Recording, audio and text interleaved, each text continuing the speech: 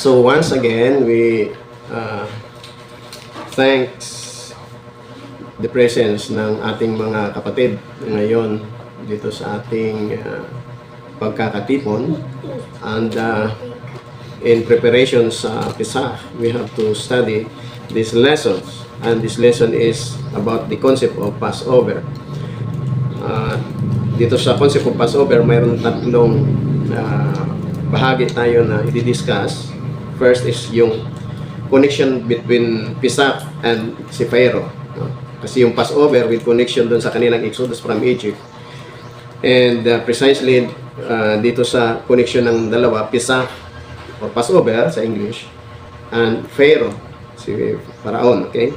And the next concept that we are going to learn is the time, the present time that we are entering.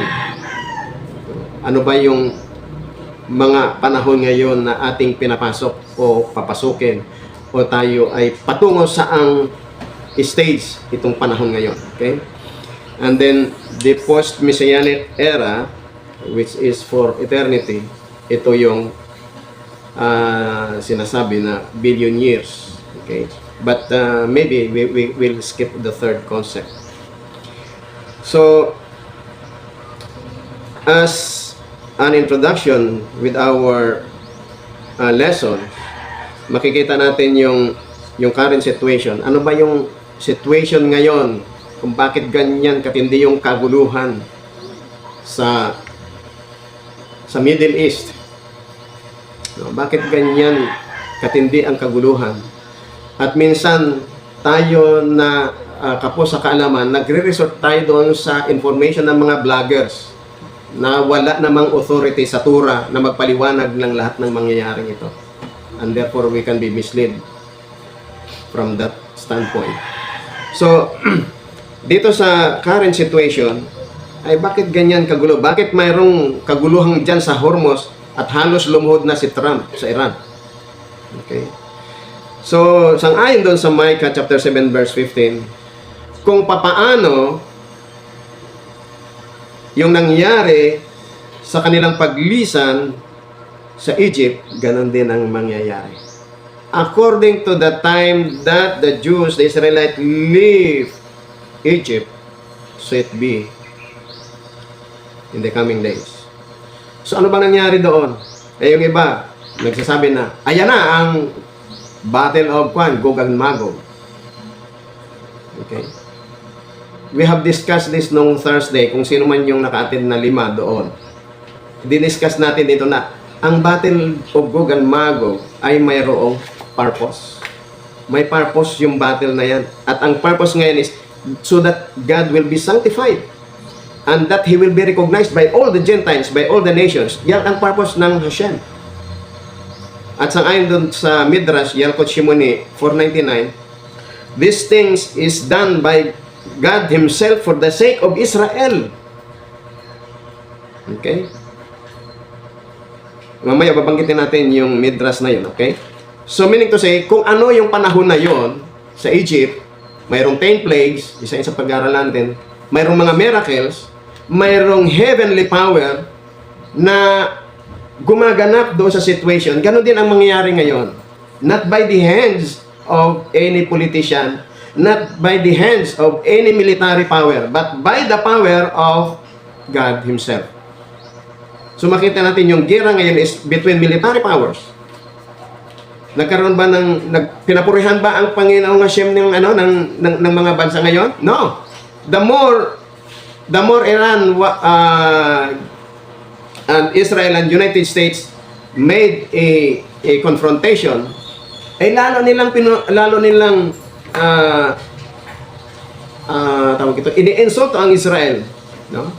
At ang Israel daw ay Israel because of that. So, pinapupurihan ba nila ang Creator? No. But when the final battle of Gog and Magog, marirecognize nila, mayroong ang isang pinaka evidentiary proof doon sa sinabi ng ni Ezekiel chapter 38, nandoon po yan sa 38 and 39 at chapter 14 ng Sikaria, yung Battle of Gog and Magog. Ang isa sa pinakapalatandaan magaganap ay yung earthquake. Yung earthquake, kung hindi magmemerito ang mundong ito, there will be a great earthquake. At hindi masisave yung lahat ng nasa ilalim ng bunkers. Masisave lamang sila if they are with Hashem. Ang makakasave lang ang Creator. Hindi yung military power. Hindi yan. Hindi yan makakapag-save. Now, makikita din natin na doon sa Ezekiel 36 verse 20 ay pinupusong ng lahat ng mga bansa ang Panginoong Hashem sa pamamagitan ng kanilang pag-iinsulto sa Israel. At sinasabi nila, ang God ng Israel hindi sila kayang iligtas. Saan mang bansa sila mapadpad. Kaya nga, iniinsulto sila, ini-small sila, kaya matindi yung anti-Semitism. But remember that there was already a prophecy from the same prophet, Prophet Ezekiel, doon sa 39 verse 7, that time will come when they recognize the glory of Hashem. Mayroong hindi natural phenomenon. Supernatural by the hands of Hashem. Kung paanong yung lahat ng 10 plagues, it's a super extraordinary phenomena, ganun din ang mangyayari in the last days. So that they will recognize that it is the hands of Hashem, it is the power of God who made these things. All the nations. Kaya sabi dun sa Ezekiel 39 verse 7, hindi na nila iinsultuhin pa ang Panginoong Hashem forevermore. Ay ngayon makita mo, lahat ng Islamic countries, lahat ng sumusuporta sa Hamas, sa Hezbollah, sa Houthis, lahat ng mga bansa na sumusuporta doon, United Nations, ang tingin nila sa Israel ay evil. At nung unang arangkada ni Trump ng kanyang presidency, ay siya ay well exalted ng buong mundo. Pero ngayon, umiiyak si Trump. ha? Umiiyak. Umiiyak. Kasi wala siyang magawa. Kasi mga tao nakasalig kay Trump. Hindi sa Creator. At tandaan po natin, kung ano yung nangyari sa panahon ng Egypt, ganun din ang mangyayari sa panahon ng huli. Na ano sa panahon na yon? Nagreklamo ang buong Egypt because of that judgment that was instituted by the Creator. But in Goshen, the place of the Jews, they are safe. Kung sa buong Egypt mayroong kadiliman, sa Goshen may ilaw. So there is an extraordinary phenomena. Hindi sa pamagitan ng lakas ng tao, hindi sa pamagitan ng lakas ng military, at ng sinumang individual, but by the power of the Creator. So that things, when it comes to notice among all the nations, they will recognize the Creator. Hindi ba tayo magagalak doon?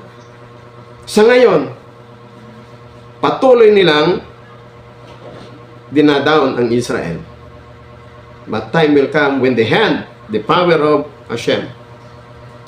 So, according to Isaiah chapter 40 verse 5, the glory of Hashem revealed, and that His mouth has spoken. So, mayroong connection ito doon sa unang concept natin. Ano bang connection ng Pesach at ng ni Pharaoh? Remember that the word Pesach or Passover and the name Pharaoh ay nag-uumpisa sa the same letter. What is letter?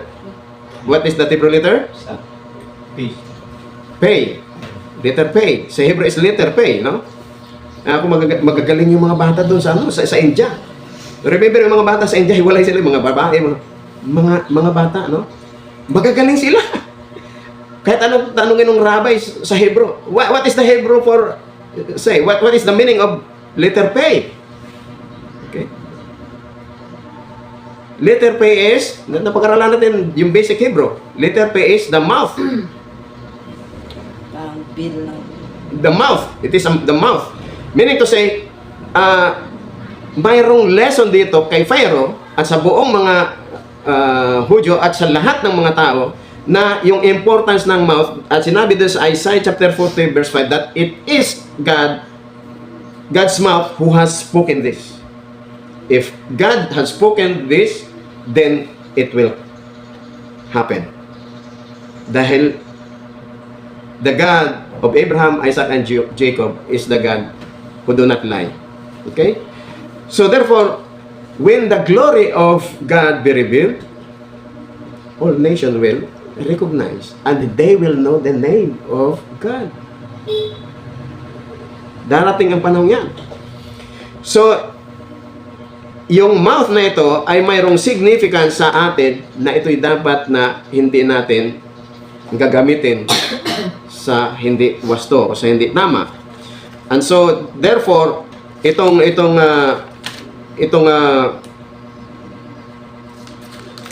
journey na ito ng mga Hudyo from Egypt, from Mitzrayim, no? Ay mayroong transition. Okay? Mayroong transition, no? Sinasabi ni Pharaoh, no? Nung huli, no? Okay. Nung sa 10 plagues yan, ano? By the way, yung 10 plagues, ang duration ng 10 plagues, 10 plagues, ay 1 year. 1 year na execution yun. In every plague, 3 weeks warning. And then 7 days, 1 week execution. Yan ang duration ng plague sa Egypt. Hindi sinabi na araw-araw pupunta si Moises at si Aharon kay Pharaoh, no? No. Every month. 3 weeks warning. And then if they will not hear, execution 1 week nung mga plagues. So yung 10 plagues, almost 1 year, no? 1 year ito na execution. And then, nung ikaw 1 year, let the people go. Sabi ni Pharaoh, okay, bakit kayo pupunta doon? Tinatanong niya yung mga Israelita kay Moises. Kasi kami maghahandog sa aming master, sa aming creator, sa aming Panginoon. Okay, alright. Pumunta kayo, nagdala kayo ng handog, but. Balik kayo kagad. In 3 days, balik kayo kagad. So, anong panito? Anong lessons, no? There is a lesson with this. And so, therefore, their journey from Mitzrayim, from Egypt, ay mayroong limitations. Nililimit yung spiritual aspect, yung spirituality ng mga Israelita na sila'y makapaglingkod sa panahon na siya. Mayroong pumipigil. At ito ay sang-ayon sa ating napag-aralan, ito po ay naghalin tulad sa ating katawan. Ang Mitzrayim ay inihal at si Pharaoh inihalin tulad sa ating katawan. Okay? At yung patutunguhan from Mitzrayim ay walang iba kundi ang promised land. At itong ating katawan, yung ating soul, sila yung mga Israelita na gustong pumunta sa promised land. Our soul, ang tendency ng ating soul ay pumunta sa kay Hashem. Kasi ang pinagalingan ng ating soul is holiness. Kaya ang tendency niyan ay pumunta sa Panginoon Hashem, magkaroon ng relationship, magkaroon ng connection, reconnection. Pero yung ating katawan, pumipigil yan. Marami ring bat. Kung si Pharaoh, mayroong bat. Ngunit, huwag kayong tatagal. Ang ating physicality, laging kumukontra doon sa ating spirituality. Kaya laging mayroon tayong vacuum sa ating connection at sa ating service sa Panginoon Hashem. Laging may vacuum, laging may kulang. Okay. At ako nga ay nalulungkot ng Webes kasi nangako ako na a-attend ako ng tawag ito ng conference. At yung conference na ay worldwide conference. Daming mga naka-attend na mga bansa. And so sabi ko, sige, attend ako. And then sabi ko kay Morias, and then Lumagay sa aking isip na yung aking motor ay matagal nang itong isang motor hindi na change oil. At sabi ko may oras pa naman, i-change oil ko muna. Okay. Ako'y nagpasalamat na dahil nakakontrata ako doon sa isang nagtatrabaho, biglang nag-brown out. Sabi ko, salamat pa nung asyam at nag-brown out. Hindi ako makatuloy ng trabaho sa hapon. Hindi na ako problema. Akit ako sa bukid ng mas maaga. Okay. So, yung motor ay kasi parang ang tunog iba na, sabi ko, i-change oil ko muna. So, alas 3 pasado. Eh, sabi ko, alas 3 ako aakyat para mayroon pa akong 1.5 hour time papunta at pabalik. Kasi 25 minutes pa lakad and then 20 minutes pababa lakad. So, that is 45 minutes. So, I'm free ako sa 45 sa 1.5 hour. Ang nangyari, itong malungkot na nangyari. Nung binubuksan ko na yung sa may filter, hindi matanggal-tanggal yung tornilyong maliit. Yan ang yung problema. Kaya doon tumagal. Okay? So natapos, 3:30. So mayroon lamang akong 20 minutes plus 30 minutes. That is 50 minutes. Kung kukontahin ko yung lakad lang, ay 45 minutes na. Magpiprepare pa ng pagkain ng manok at ng mga aso. And then magmumotor back and forth. Sabi ko kulang na ang oras. Kaya sabi ko, iwan ko itong tubig na napakabigat, ang dadalhin ko lang itong pang bahog ng hayop. And then ginawa ko, tumakbo ako pataas, paakyat, takbo. Then pababa, takbo ulit. Pero kahit ginawa ko yon, late pa rin ako ng 10 minutes. Kaya doon makikita nyo sa video, 10 minutes na ako or 9 to 10 minutes na lang ako nag-appear. You see? So makikita natin na yung ating body laging mayroong ginagawa na kumukontra sa ating spirituality. Walang exempted diyan. Lahat tayo mayroong ganon. Lahat tayo mayroong ganon. At kung hindi natin na naiisip yan na masama, magiging mabuti na lang sa atin yan. Yung nakaka-escape tayo ng mga ganyan. Pero yung soul natin ay nakukonvict. Hindi ko alam kung yung ating katawan nakukonvict. Pero precisely, nadudoon yan pumapasok sa ating intellect. Kasi yung higher level ng soul ay nasa intellect, nasa yung second, yung understanding. So therefore, mayroong transition, no? Mayroong limitation pag tayo ay mayroong transition in our journey from this present situation to our Creator. Mayroong pumipigil, mayroong pag-ipit. Okay? So the connection between this, si Pharaoh at yung pisak na pares na letter P na mayroong mouth, si Pharaoh ginagamit yung kanyang mouth. Yung kanyang mouth ginagamit niya to restrict, to limit the opportunity of the Israelites, of Israel. Okay?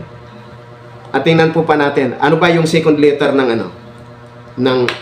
second letter ng name ni Pharaoh? Resh. Pharaon. Phara. At alam po ba natin kung ano yung Ra? Ra means bad. Phay is mouth. Kaya si Pharaoh mayroong bad mouth. At yun ang ginagamit niya para pigilan ang mga Israelita. Yung ding mouth niya ang kanyang ginagamit to wage war against the Israelites. So makikita natin yung connection between the name of Pharaoh and Pesach. Okay? Kasi yung Exodus, yan yung Pesach eh. Mag-u-offer sila. Okay? So, in Exodus chapter 14 verse 8,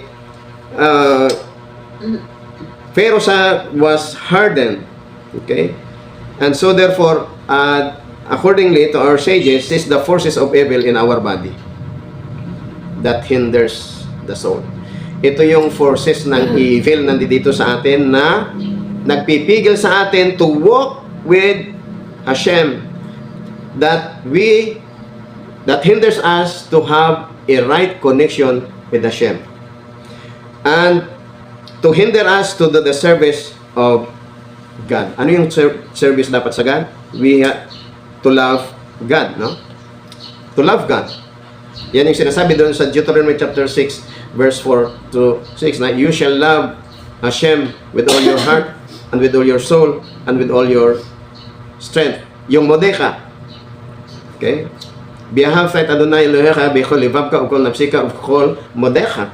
Yung of kol modeka doon ay not necessarily strength, kundi by all means. Kaya nga, ang paglilingkod, ang pag-ibig sa Panginoon Hashem, hindi lamang sa strength. By all means, at yung means, ay even in our wealth, even in our position, maglilingkod tayo doon. Kaya, we have to invest. Hindi lang sa strength, hindi lang sa soul, hindi lang sa heart. But in financial, we have to invest for Hashem. Yun ang totoong sinasabi na charob. Yung sinasabi doon sa Psalm 1, Adonai likol chorab, likol liekra oro be'met. God is near to all who call upon Him, to all who call upon Him in truth. So magkakaroon ng connection kung tayo nagsiserve sa Kanya in truth. At sabi ng Torah, ay we have to serve Him, to love Him in all these three aspects. Okay? So tingnan pa natin yung isang tala dito sa sa tawag ito sa restriction na ginagawa ng kanilang journey. Now in the part of the Israelites, sa parte naman nila doon sa Exodus chapter 14 verse 11. Nagreklamo na yung mga Israelita nung sila'y tinugis na doon sa Red Sea. Okay, doon sa Red Sea. Nabol sila.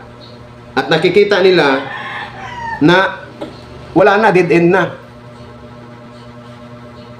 No. At ngayon, nung hinahabol sila nitong mga Israelita, ay nagreklamo sila, bakit Moises? Kulang ba ang libingan sa Egypt at dito mo kami dala para dito kami ilibing? Dito kami mga mamatay. Di ba? So again, ito yung physicality, ito yung physical side natin. Because the lack of understanding of the will of the Creator of Hashem. Hindi naintindihan yung mga plano ng Panginoong Hashem. Kaya nandoon yung mga reklamo. Nandoon yung murmuring, bemoaning of their situation. So makita natin na sila ay tawag ito, nagreklamo. And that is because great yung physicality, yung materialism and physicality. So in whose merit na sila nakatawid sa dagat, yun ay bumuka. Walang nag-aakto maliban kay Naxon Ben Aminadab.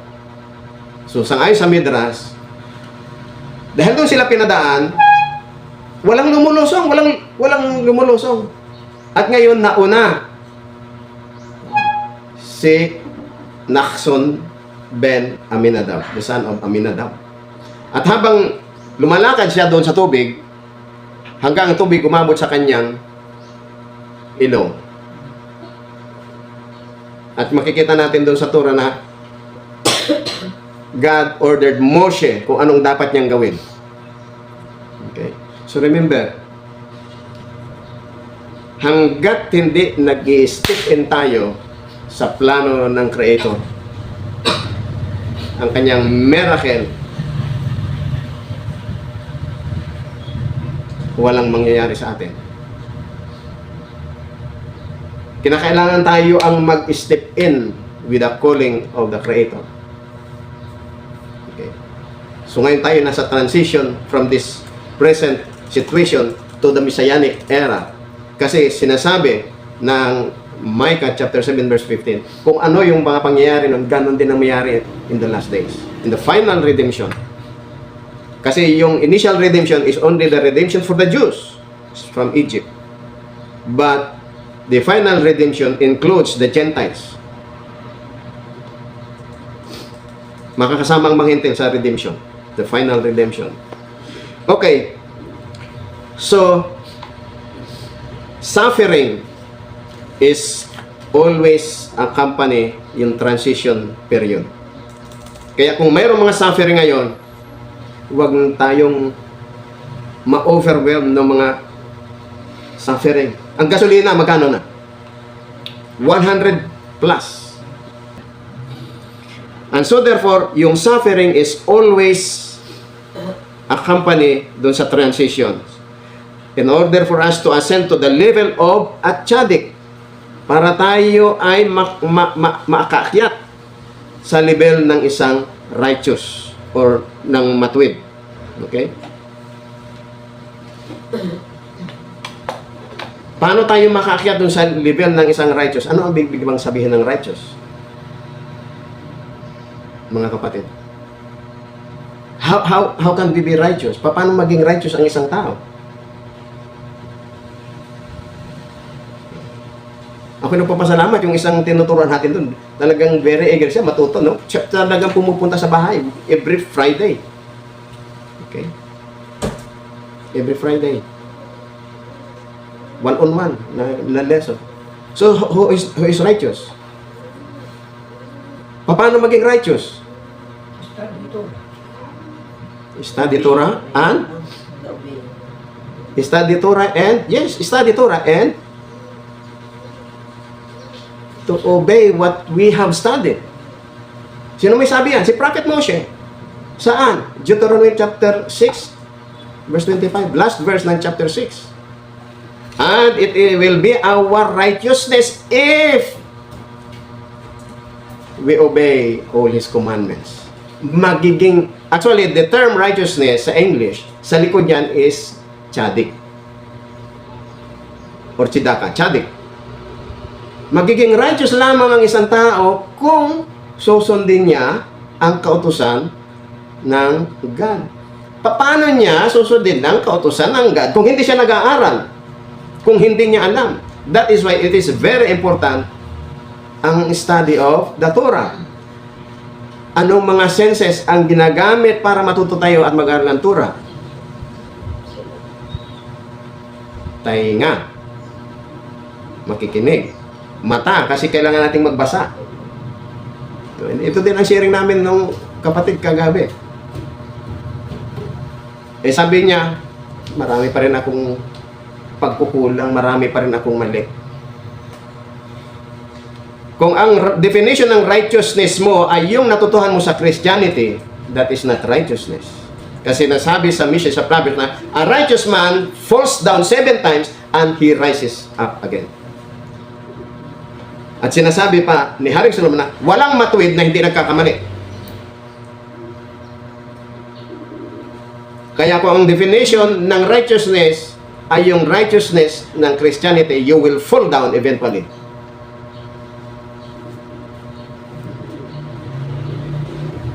Kasi yung righteousness sa kanila sinasabi is perfection, walang mali. Ang righteousness na sinasabi sa Torah, sa Tanakh ay a righteous man falls 7 times and rises again. Ang matuwid ay nagkakamali at natututo siya doon sa kanyang pagkakamali. Yun ang righteous. Ay yung iba, alam ng mali, ayaw pang magsisi sa pagkakamali. So, hindi mang-akamit ang righteousness. Ayaw mag-amend. Ayaw mag-mend ng kanilang life. So, therefore, itong tzaddik na ito, itong righteousness na ito, itong righteous man na ito, itong righteous person na ito yung magme-merit in time of the Messianic era. Anong sabi ni Prophet Isaiah sa chapter 30 verse 26? Darating ang panahon. Ang liwanag ng buwan ay magiging 7 beses ng kanyang ang liwanag ng buwan ay magiging kasing liwanag ng araw. At ang araw ay magiging kasing 7 beses ng kanyang liwanag sa ngayon. Anong ibig sabihin? there is a midrash na during the latter days, yung araw na yung liwanag na lilitaw during the Messiah, magpapagaling sa lahat ng mga righteous man, mga tsadik. Lahat ng kanyang sakit, lahat ng kanyang karamdaman, mapapagaling. At ang isa sa himala nito, itong sikat ng araw pagdating ng Messiah, siya ang papatay sa mga wicked.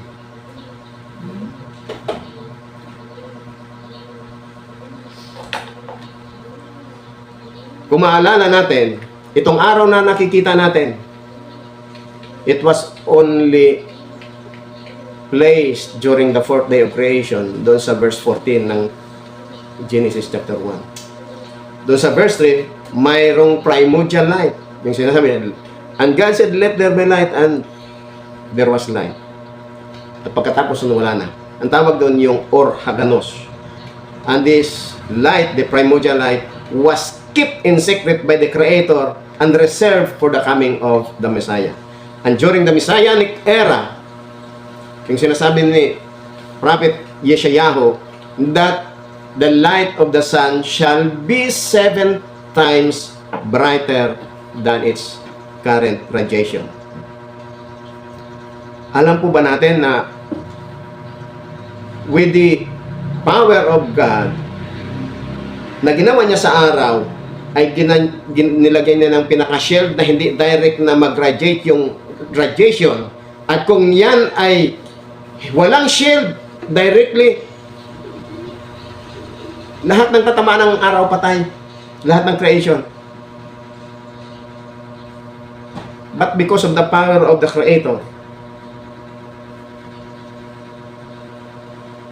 mayroong ginawa siya para hindi maka-apekto sa lahat ng tao at creation. But during the Messianic era, sangayon dito sa paliwanag ng mga rabbin sa Isaiah chapter 30 verse 26, it will heal the tzaddik, lahat ng righteous men before the eyes, righteous Jews, righteous Gentiles, it will become healing to them. Magkakaroon nga ng mahabang buhay. And who will merit for that? Mamaya titingnan natin. How to merit that? Mamaya tingnan natin, no?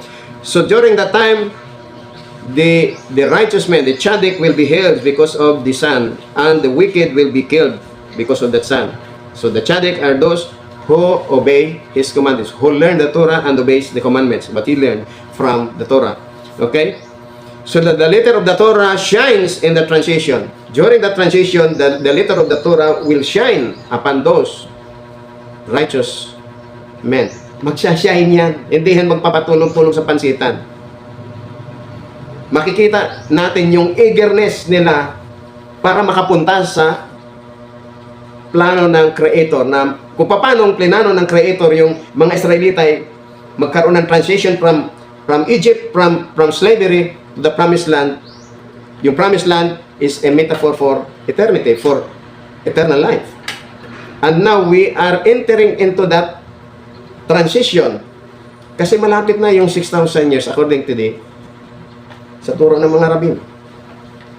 5786 na ngayon. Okay? And so therefore, itong ating soul ay hinalintulid doon yun na itong ating body is the Egypt, Misraim. At yung ating soul, tayo yung magta-travel. Okay? Kasi ang ating soul, ang kanyang tendency niyan is to go up higher. Okay? So now, let's take up yung 10 plagues. Ano itong mga 10 mga salot sa Egypt na nangyari? At ano ang purpose nito? Ano ang purpose nito? Okay? Sa mga Egyptian, sa mga Israelita. So according to the teaching, if I cannot exactly relay what has been told the other day, itong 10 plagues na ito is to rectify yung attributes of the soul. Para mabago yung attributes ng soul. At itong attributes ng soul ay nadodoon sa ating mga characters, for characters natin. Okay? So, as we have said, na ang duration ng plagues na ito is 3 weeks pronouncement or warning, and 1 week, 7 days execution. Now, what was the first plague? Ano ba ang unang salot? Okay. Bilis ng mga Indian girls at Indian boys. Yung firstborn. Blood. Ano ko daw sa Hebrew blood? Bilis. Mabilis pa sa akin. Okay. Kasi may isang babae doon na ang bilis magbasa ng Hebrew. Bata pa, no? Siguro 13 years old or 12 years old. Ang bilis. Yung Genesis chapter 1, ang bilis magbasa. Ako, mabagal magbasa ng Hebrew. Siya ang bilis. Okay? So, dam is blood, no? So, itong blood na ito ay it rectifies yung level ng kised, yung love. Yung love.